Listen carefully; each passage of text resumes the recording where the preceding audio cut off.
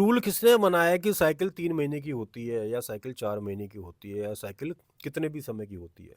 या ये रूल किसने बनाया कि साइकिल के बाद पीसीटी होगी? भाई अगर किसी ने बनाया है ना तो कहीं न कहीं तजुर्बेकार होगा, ज्ञानी होगा। उसको पता होगा कि इतने टाइम तक साइकिल लेने के बाद ये वाली प्रॉब्लम्स आ जाती है इसलिए उसको बंद कर दो, ठीक है? या इतने टाइम बाद आप पीसीटी कर लो, नहीं तो आपका एचपीटीए सप्रेस होने लग जाएगा। उसको अनुभव होगा, इसलिए उसने वो चीज़ लिखी होगी किताबों में कि नहीं इससे ज़्यादा नहीं। लेकिन साइकिल का होना न या ना होना डिपेंड्स करता है पर्टिकुलर बंदे की सोच पे कि वो क्या कर रहा है। अब किसी को बॉडी बिल्डर बनना है तो वो तो सालों-साल साइकिल पर रहेगा। किसी को बॉडी दिखानी है वो 3 महीने 4 महीने जब तक बॉडी नहीं बन रही तब तक साइकिल पर रहेगा। कोई साइकिल पे रहता है तो अच्छा फ़ील करता है, साइकिल छोड़ता है तो गंदा महसूस करता है, फिर साइकिल पे आ जाता है तो वो इस ट्रैप में फँसा पड़ा है। सबकी अपनी व्यक्तिगत एक सोच है कि वो साइकिल क्यों कर रहा है, ठीक है?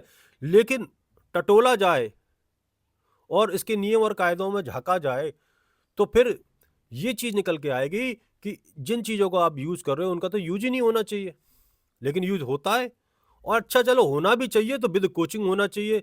कोचिंग तो 90% लोग लेते ही नहीं हैं और ये भी निकलेगा उसमें से जब खोदोगे तो इसके बहुत सारे साइड इफ़ेक्ट होते हैं, लोग मर भी जाते हैं, इसके ऑर्गन फेल हो जाते हैं, हार्मोन्स इम्बैलेंस हो जाते हैं, बहुत सारी समस्या आती है। लेकिन हम फिर भी नहीं मानते, हम फिर भी करते हैं।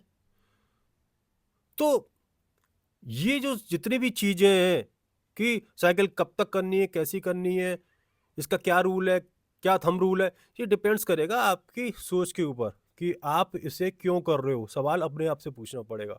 सामने वाला व्यक्ति तो आपको कराता रहेगा क्योंकि आपने उसको बोल रखा है ये कराओ और आपने ही बोला है कि साइकिल से कराओ। आप अगर नेचुरली बोलोगे तो वो थोड़ी ना इंजेक्शन लगाएगा। तो अपने बारे में सोच के चलो।